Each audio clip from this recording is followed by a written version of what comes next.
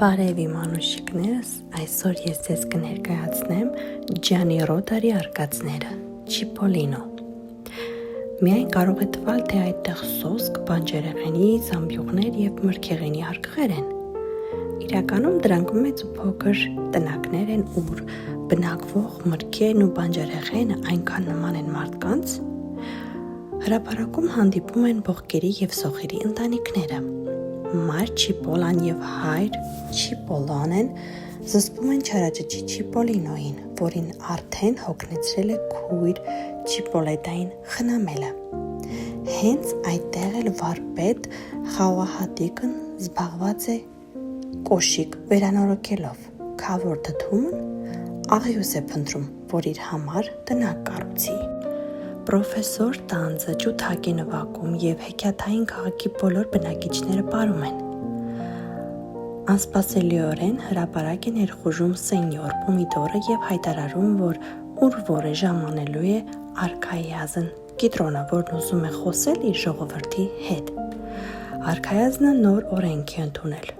Ամեն ոք, ում համար փայլում է արևը, անձրև է գալիս ու փչում քամի պետք է հարկ վճարի, և ժողովուրդը վրդովված է։ Ծայր առած հրմշտոցի ժամանակ Չիպոլինոն տրորում է Կիտրոնի ոտքը։ Թիկնապահները զայրացած են։ Ախր վիրավորել են թագաժառանգին։ Խռովարարին հարկ է պատժել, սակայն նա անհետանում է և պահակախումբը ձերբակալում է ծեր Չիպոլինոյին։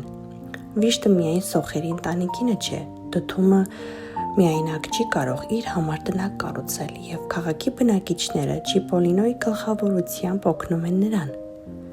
Շինարարությունն ավարտվելուն պես կրկին հայտնվում է սենյոր Պոմիդորը։ Քիչ է մնում զայրույթից պայթի,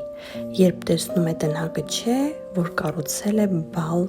կոմսուհիների հողում։ Նրանցից բացի ոչ ոք իրավունք չունի դրանից օգտվելու։ Արքայազն Կիտրոնը պահակախումբը քանդում է դդումի տնակը։ Հուսահատ է խեղճ ծերուկը, և Չիպոլինոն որոշում է վրեժ լուծել նրան վիրավորողներից։ Չիպոլինոն իր ընկեր Բողկիկի հետ գնում են պալատ գտնելու զնդանի տեղը, ուր Կիտրոնը բանտարկվել է ծեր Չիպոլինոյին։ Ճանապարհին նրանք հանդիպում են փոքրիկ Բալին, որին ձանձրացրել է արքունիքը, որտեղ իրեն միայնակ է զգում։ Նրանց միջև ընկերություն է ծագում։ Բանտարկյալին փնտրելիս ընկերները քիչ է մնում ընկնեն սենյոր Պոմիդորի ձեռքը, սակայն նրանց հաջողվում է փրկվել։ Մինչ ընթանում է պարահանդեսը, որը բալ կոմսուհիները կազմակերպել են ի պատիվ արքայազն Կիտրոնի, ընկերներն ազատում են ծերուկ Չիպոլինոյին։ Կիտրոնիկների պահակախումբը և ոստիկաններն ամենուրեք փնտրում են փախստականներին։ Չիպոլինոն թաքցնում է հորը, ապա նաև Բողկիկին, սակայն իրեն Չիպոլինոյին կալանում է պահակախումբը և նետում բանտ։ Ամրոցում լռություն է։ Բալը և գեղեցկուհի Մագնոլիան փնտրում են Չիպոլինոյին։ Մագնոլիան իր արբեցնող բույրով քնեցնում է բանտարկյալներին, և Բալը կապկպելով նրանց ազատում է Չիպոլինոյին։ Արքայազն Կիտրոնն իջնում է ստորգետնյա բանտը պատժելու համար հանդուգն խռովարարին, բայց տեսնում է զնդանը դատարկ։ Կատաղած արքայազնը հրամայում է հրետակոծել քաղաքը, սակայն Չիպոլինոն և ընկերները հենց իրեն Կիտրոնին են խցկում հրանոթի մեջ։ Ձրվում է պայթյունի ծուխը, չկան ոչ Կիտրոնը, ոչ հրանոթը, ոչ պահակախումբը։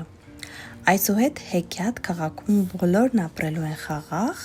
և ապահով։ Բարեհամբույր արևի ու կապույտ երկնքի ներքո ծնվելու է մի նոր քաղաք։ Բարեկամության քաղաքը։ Այ վերջին սիրելիներս։ Ընկերությունը ամենամեծ հարստությունն է, իսկ բարությունը միշտ ճանապարհ է գտնում։